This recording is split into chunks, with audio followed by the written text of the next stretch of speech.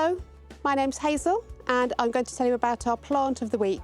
Here we have dahlias. Now these are really showy, gorgeous summer perennials that will keep flowering all the way to the frost. They come in all different colours and different heights and different shapes of flower as well. Really showy, beautiful plants. They go from about 30 centimetres with the smaller varieties, which are really good for pots, and they go to taller varieties, some of which will get up to about 1.5 metres. This one is Bishop of Llandaff. This will get to about 1 metre or 1.20 metres, and Bishop of Canterbury here will get to about 1 metre as well. Now, some of them have green leaves. Most dahlias have a green leaf, but some, like this Mystic one here, will have a darker leaf. The darker leaves are really good contrast and make lovely architectural features.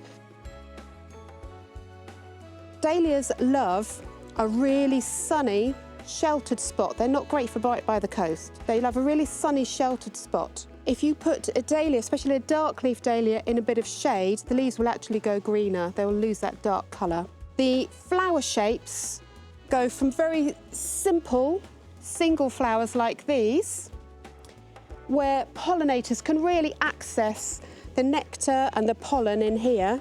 So pollinators love these, and pollinators like dahlias generally, but on some of them, like this variety here, they can't access the nectar in the middle very well because it's such a complex flower head. So these look wonderful and really intricate, not quite so good for pollinators.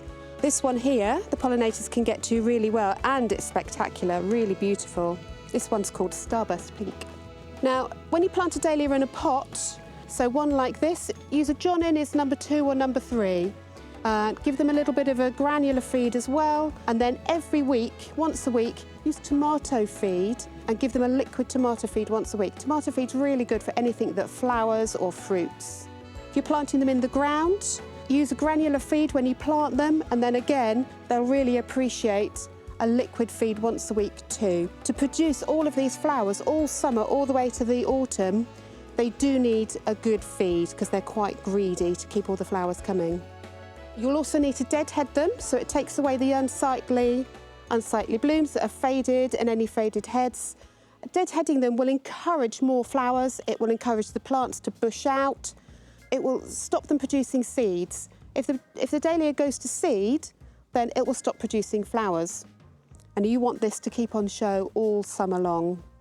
Now, to deadhead a dahlia, it's really very simple. But first of all, you do have to identify which heads are the spent heads and which heads are the new buds. So this here is a new bud. It makes a very round ball shape. This head here, you can see it's more of a cone shape, and you can see the middle of the flower, this middle spent of the flower. This is the dead head, and this has already shed all its petals. So we're going to take this dead head off, and we're going to take it off where the stem meets the next joint down here at the bottom. Now, dahlias are not frost hardy. So when the frosts come, their foliage will be blackened and you can cut them down, cut all the foliage down to just a couple of inches. It's a risk leaving them in the ground over winter. They do like a really well-drained soil. If your soil is heavy, if it's clay, if it's not free draining, if it gets soggy in the winter, you need to lift up, you need to dig up the tubers. They look like a bit like elongated potatoes that will kind of join together, and store them in a frost-free place in sand or dry compost, spent compost, something like that, in a tray, somewhere cool and dark like a shed or garage or somewhere like that. And the other thing to remember about dahlias is that slugs and snails love them. So you do need to be vigilant, particularly in the spring when all of this new foliage is coming up through. I go round every morning and I pick all the slugs and snails off and dispose of them somewhere else away from my lovely dahlias.